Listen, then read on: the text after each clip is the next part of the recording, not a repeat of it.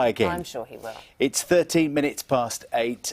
We're going to go from Ben Saunders to Mark Beaumont, another friend of the programme, who's been completing an incredible challenge and happily has seen it through to the end. He broke the world record and cycling around the world in 80 days. He's outdone himself. He completed his 18,000-mile route 1 day ahead of schedule. Good for him. And this is a journey we've been following on the programme from day one. So it took him through Europe to Russia, Mongolia, China, Australia, before coming all the way back to North America, before landing back where he began, in Paris.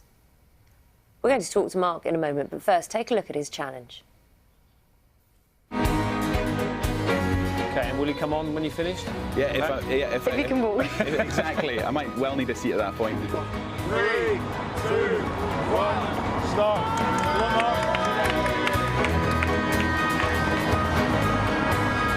I thought it was just a bit of sitting water, and my front wheel went in, and it was just a huge hole.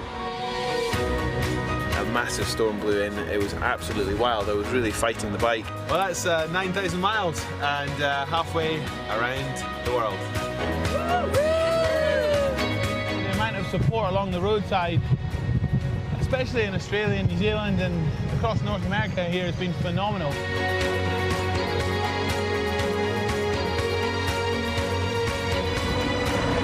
Yeah, it's amazing to be back in Europe.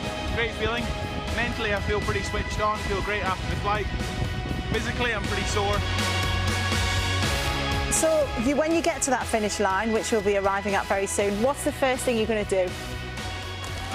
My 4-year-old Harriet has already backseat the first couple.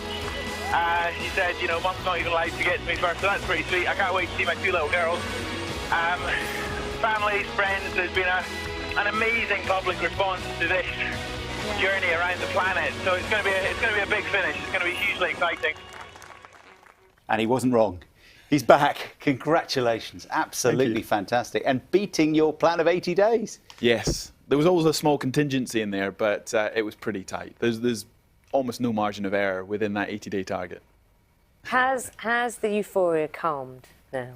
It's been crazy. It's been incredible. I mean, I've done big expeditions and world records before, but this has been next level in terms of the interest. I mean, the 80 days doesn't take much explaining, not just here, but around the planet. You know, people have just been... I think before there was a lot of people saying it's impossible. The previous world record was 123 days. So to go, 44 days faster, there was no reference point for that. And whereas a lot of people stood there at the start going, what's going to go wrong? At what point is it going to fail? Everyone afterwards just seems blown away by the effort.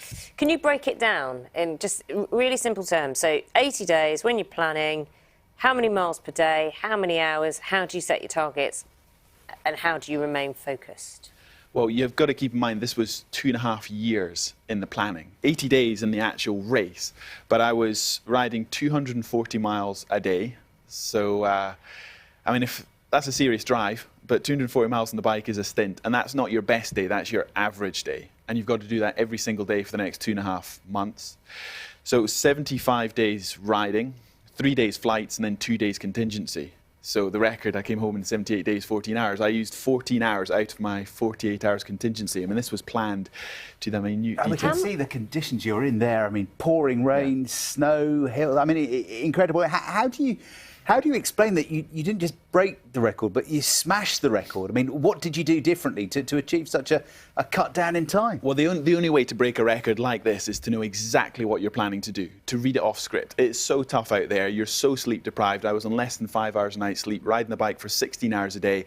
It wasn't a case of waking up every day and just giving it my all and figuring out how fast and how far I could go. We had to know in every detail what the targets were. We broke 18,000 miles into 4-hour blocks. I keep saying we because I was on the bike, but there was a team of about 40 involved in the project at different times. There was at least 6 on the road with me at any one time. So it's quite a complex mission once you step back from just the fact that I'm a guy on a bicycle. Well, you obviously needed it because there are going to be challenges along these journeys as much as the euphoric moments. And we can show, actually, a point where you hit it's the simplest things that can happen, hitting a pothole. What happened here? I mean, this was day 9. I mean, we can laugh about it now, but this nearly ended the whole race.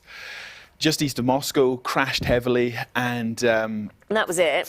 So fractured the radial head, which is my elbow, moved and broke some teeth, and that was incredibly painful. And yet that day I still did 210 miles, got back on the bike. It was incredibly painful. I still had 2 months to ride, and when you're nursing a crack in the elbow, that's for 16 hours a day. That's tough going. And that was just a pothole that looked like water. Yeah, well, exactly. I mean, I didn't see it. Exactly. But when I crashed 3 times, we had a very serious vehicle accident in Australia, which wrote off 2 vehicles. I mean, I'd say we can look back and sort of say, well, it's all part of the adventure. But equally, my first priority was to get my team around the world safely, and to try and smash the record. So I mean, what risks we were taking and how we went about this and what was reasonable to actually sort of carry on with the 80 days was always at the front of my mind.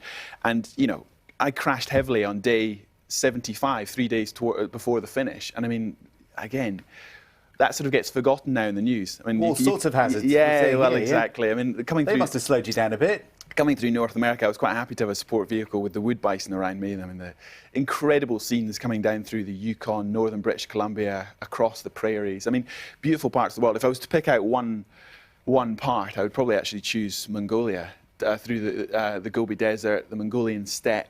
Russia was particularly tough, not least because I was nursing this after this crash. But I mean, you get to Mongolia and it's fenceless, treeless, just empty.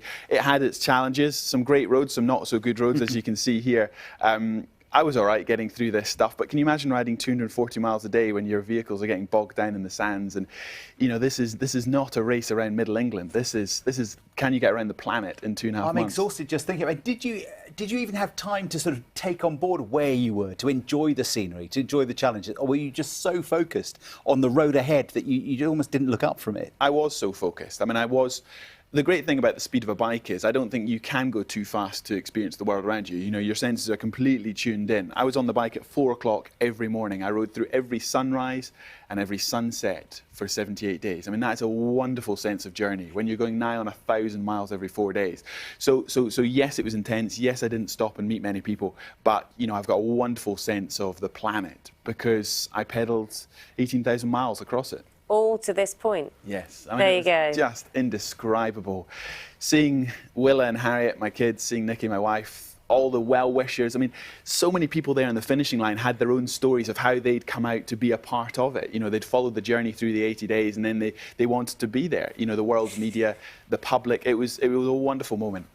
We said when we were getting you on that we'd obviously talk about this, but for anyone now, it's this time of year you start to motivate yourself, isn't it? For fresh challenges. Yeah, there's motivating yourself and motivating yourself. Okay, but so we all start on different levels. Just your tip for anyone who wants to try something new or challenge themselves, be it just, I don't know, watch less telly, watch more telly, read more books, any challenge. What's your advice?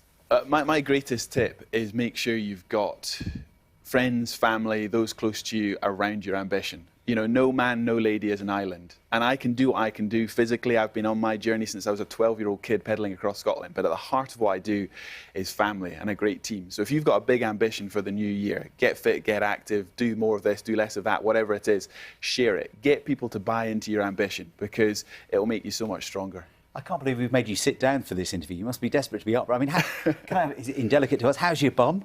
It's fine. I'm still cycling, still running, still enjoying. You can't just stop after 18,000 miles. So yeah, I'm enjoying doing less, put it that way, and starting to scribble the book, trying to remember it all. His bum's fine. His bum is fine. I avoided the question. Thank you very much indeed. Like a politician. Mark, thanks very much, and congratulations again. Well done. Let's talk to Carol, find out what's happening with weather. I can tell you right now, I know this, and without even asking Carol, it's not cycling weather, is it, Carol? No, not for many of us. It's not today, Naga.